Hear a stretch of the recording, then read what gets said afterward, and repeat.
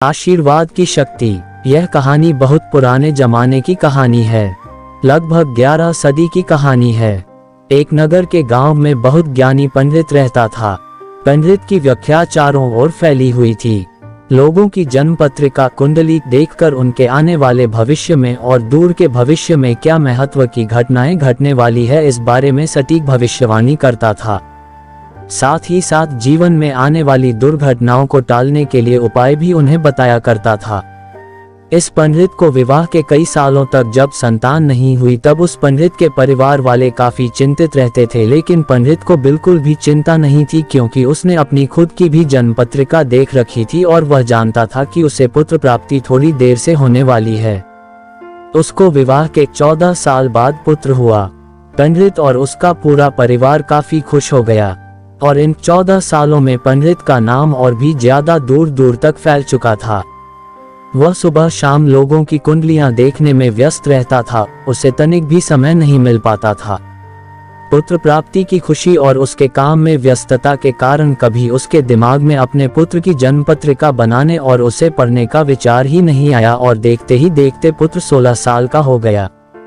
उस जमाने में 17 साल तक शादियां हो जाती थी, इसलिए अब पंडित के मन में भी अपने बेटे की शादी का विचार आया।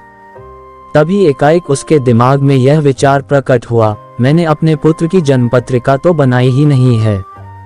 सबसे पहले मुझे उसकी जन्म पत्रिका बनानी पड़ेगी और देखना पड़ेगा कि उसका भविष्य कैसा होने वाला है, उसे कैसी पत्नी मिलेगी, कैसा काम वो करेगा और उसके जीवन में और भी क्या महत्वपूर्ण घटनाएं होने वाली है।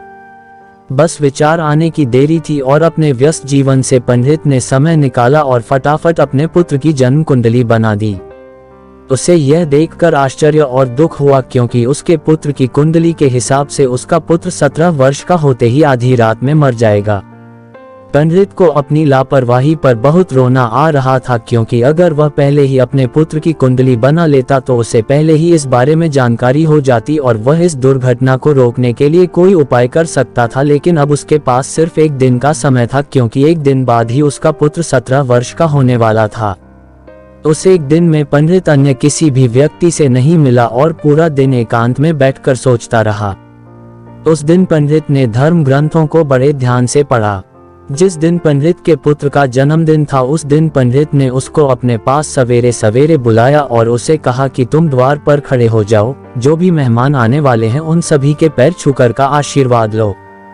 पंडित ने पहले से ही अपने कई लोगों को भेजकर आसपास के कई महान साधु संतों को न्योता दे रखा था, इसलिए उसके घर में आने वाले ज्यादातर मेहमान महान और सिद्ध पुरुष थे।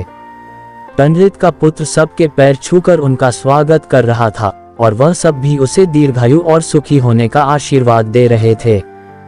कहते हैं कि उस जमाने में साधु संतों की वाणी में चमत्कारिक शक्तियां थी, उनके द्वारा दिए गए आशीर्वाद और श्राप कभी खाली नहीं जाते थे। पंडित ने अपने पुत्र को बचाने के लिए इसी बात का फायदा उठाया था और हुआ भी वैसा ही क्योंकि पंडित पुत्र बड़ी लंबी आयु जिया।